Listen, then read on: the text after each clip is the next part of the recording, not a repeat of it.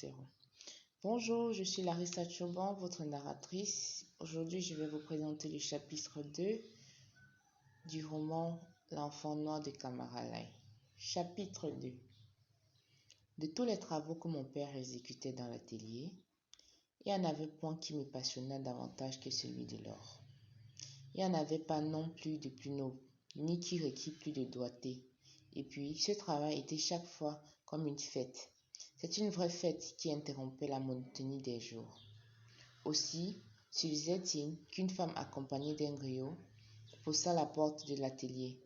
Je lui emboîtais le pas aussitôt. Je savais très bien ce que la femme voulait. Elle apportait de l'or et elle venait demander à mon père de le transformer en bijou. Cet or, la femme l'avait recueilli dans les placers de Sigiri, où, plusieurs mois de suite, elle était demeurée courbée sur les rivières. Oh my God. Mois de suite, elle demeurait courbée sur les rivières, lavant la terre, détachant patiemment la boue de la poudre d'or. Ces femmes ne venaient jamais seules. Elle se doutait bien que mon père n'avait pas que ses travaux de bijoutier. Et même n'eût-il que de tels travaux, elle ne pouvait ignorer qu'elles ne seraient ni les premières à se présenter et par conséquent les premières à être servies. Or, le plus souvent, elles avaient besoin du bijou pour une date fixe, soit pour une fête du Ramadan, soit pour la Tabaski, ou pour toute autre cérémonie de famille ou de danse. Dès lors, pour aider leurs chances d'être rapidement servies, pour obtenir de mon père qu'il interrompît en leur faveur les travaux en cours, elle s'adressait à un solliciteur et louangeur officiel, un griot, convenant avec lui du prix auquel il leur vendait ses bons offices. Le griot s'installait, préludait sur sa kora, qui est notre harpe, et menaçait à chanter les louanges de mon père. Pour moi, ce chant était toujours un grand moment. J'entendais rappeler les hauts faits des ancêtres de mon père et ses ancêtres eux-mêmes dans l'ordre du temps.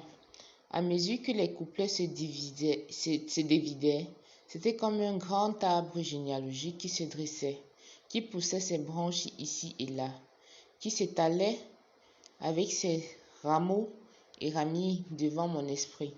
La harpe soutenait cette vaste nomenclature, la truffait et la coupait de notes tantôt sourdes, tantôt aigrelettes.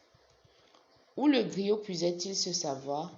Dans une mémoire particulièrement exercée, assurément, particulièrement nourrie aussi par ses prédécesseurs, et qui est le fondement de notre tradition orale. Y ajoutait-il, c'est possible. C'est métier de griot que de flatter. Il ne devait pourtant pas beaucoup malmener la tradition, car c'est métier de griot aussi de la maintenir intacte. Mais il m'importait peu en ce temps. Je levais haut la tête, grisé par tant de louanges, dont il semblait rejaillir quelque chose sur ma petite personne. Et si je dirigeais le regard sur mon père, je voyais bien qu'une fierté semblable alors l'emplissait. Je voyais bien que son amour propre était grisé, et je savais déjà qu'après avoir savouré ce lait, il accueillerait favorablement la demande de la femme. Mais je n'étais pas seule à le savoir. La femme aussi avait vu les yeux de mon père luire d'orgueil. Elle tendait sa poudre d'or comme pour une affaire entendue. Et mon père prenait ses balances, pesait l'or. Quelle sorte de bijoux veux-tu, disait-il. Je veux. Et il arrivait que la femme ne sût plus au juste ce qu'elle voulait, parce que son désir la tiraillait ici, la tiraillait là. Parce qu'en vérité, elle aurait voulu tous les bijoux à la fois, mais il aurait fallu un bien autre tas d'or que celui qu'elle avait apporté pour satisfaire une telle fringale, et il ne restait dès lors qu'en s'en tenir au possible.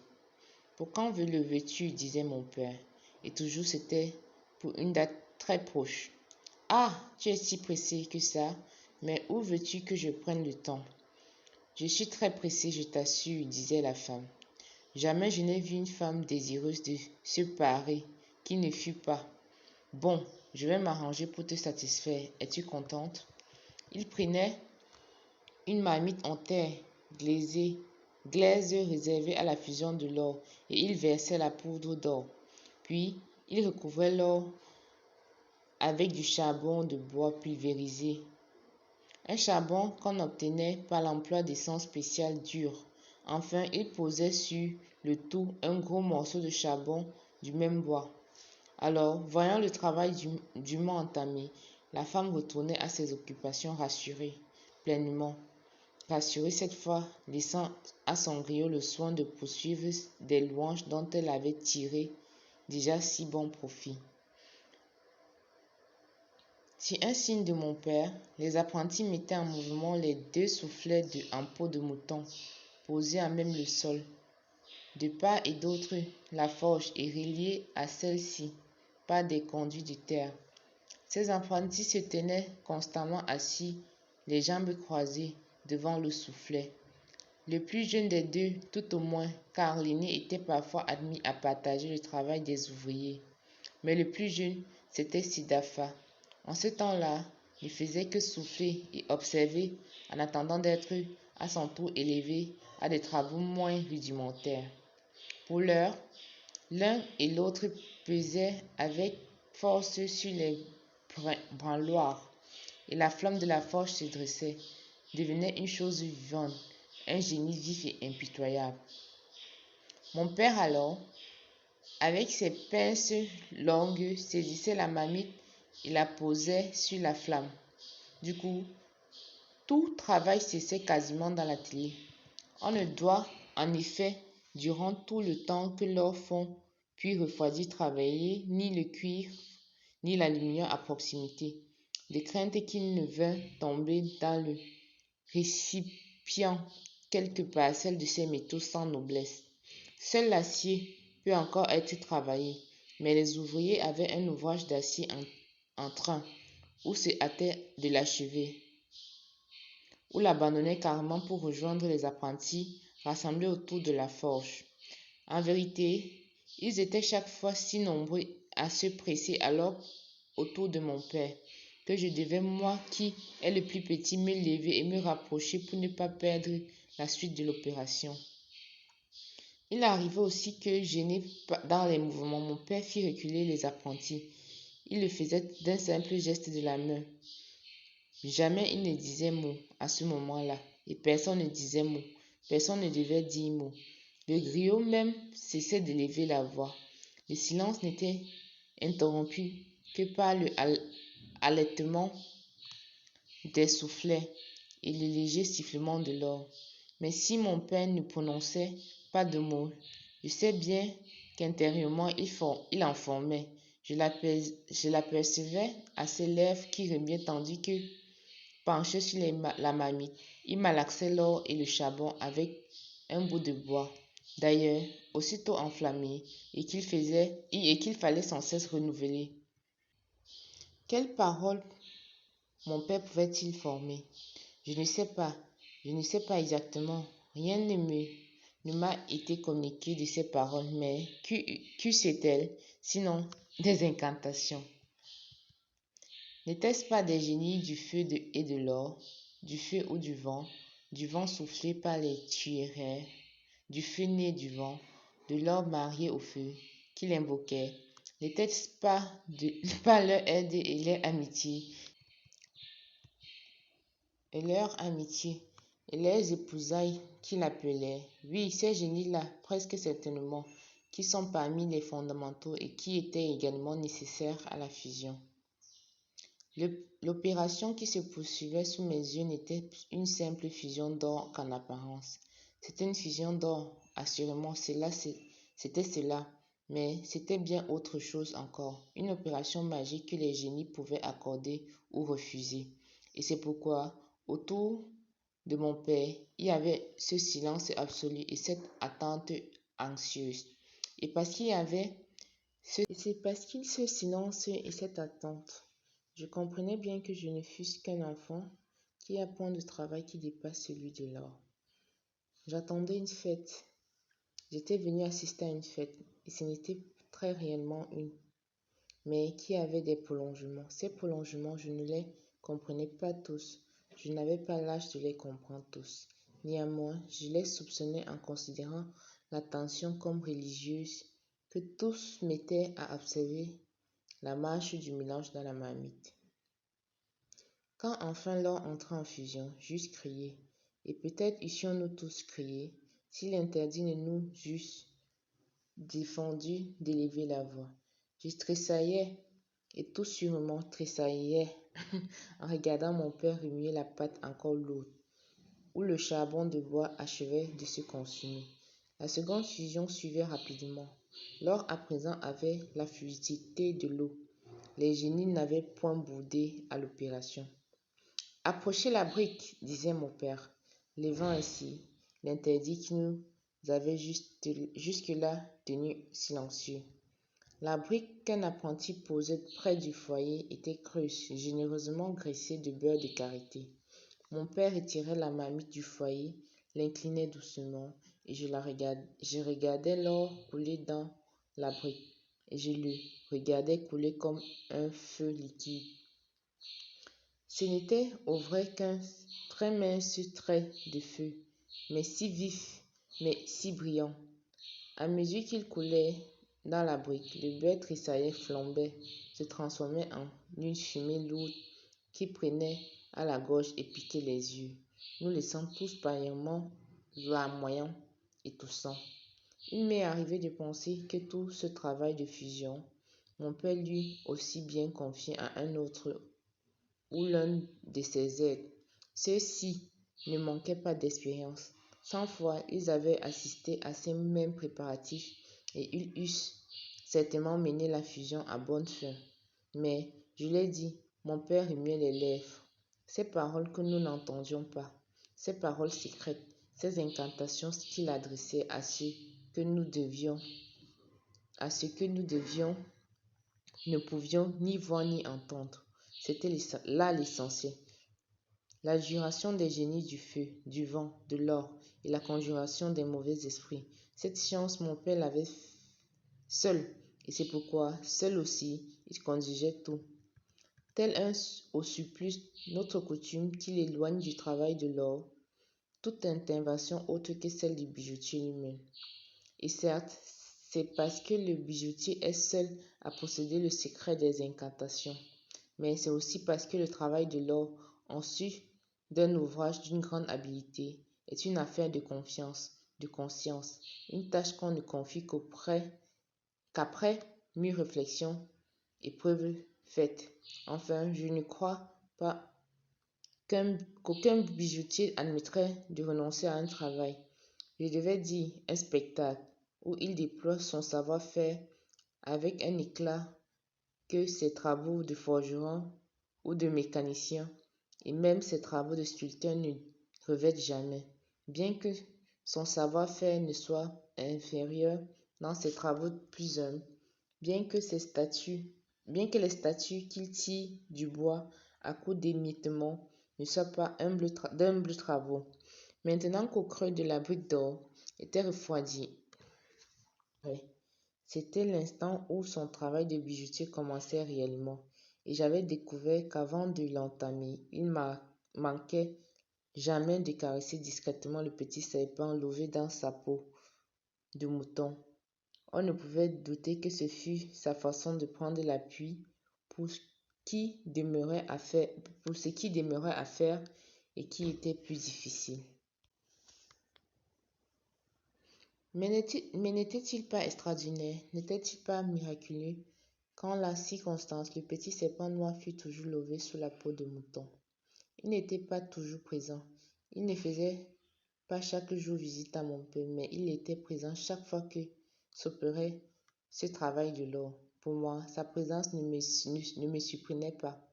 Depuis que mon père, un soir, m'avait parlé du génie de sa race, je ne m'étonnais plus. Il allait de soi que ce serpent fût là.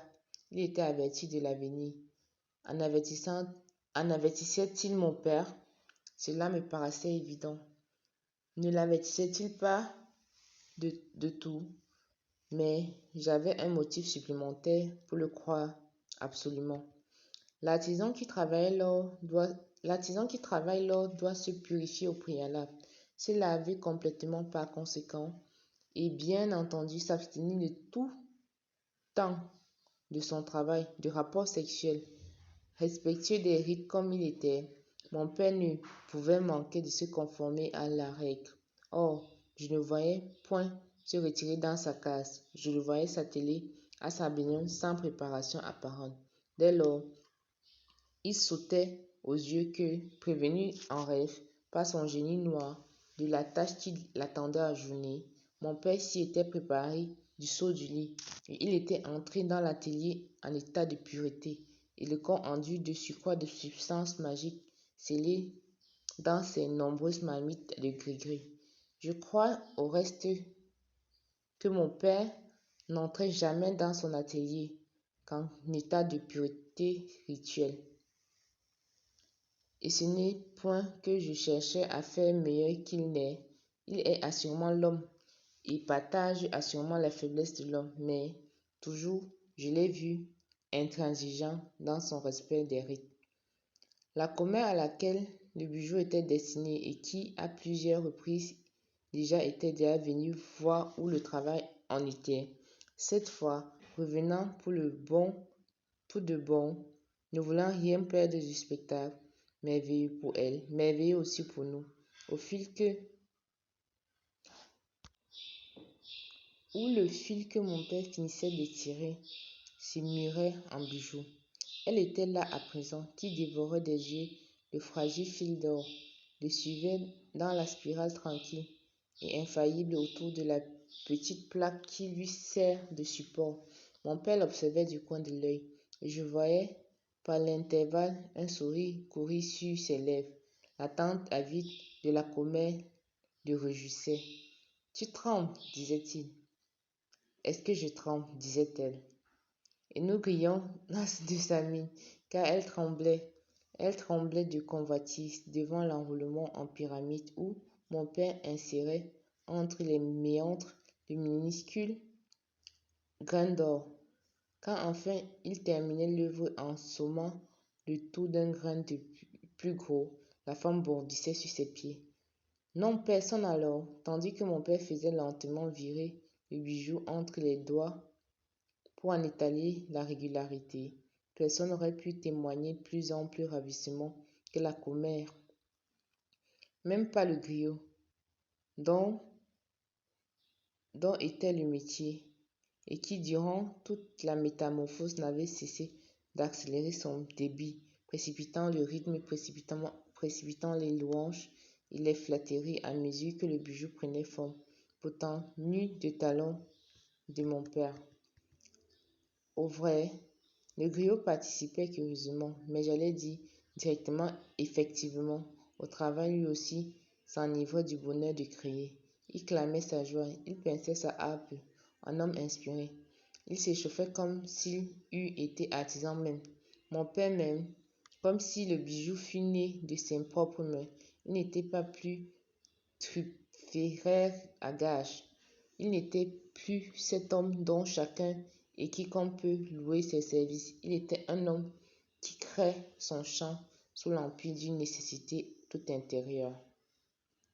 Et quand mon père, après avoir soudé le gros grain qui achevait la pyramide, faisait admirer son œuvre, le griot n'aurait pu se retenir plus longtemps d'énoncer la douga, ce grand chant qui n'est chanté que pour les hommes de renom, qui n'est dansé que par ces hommes.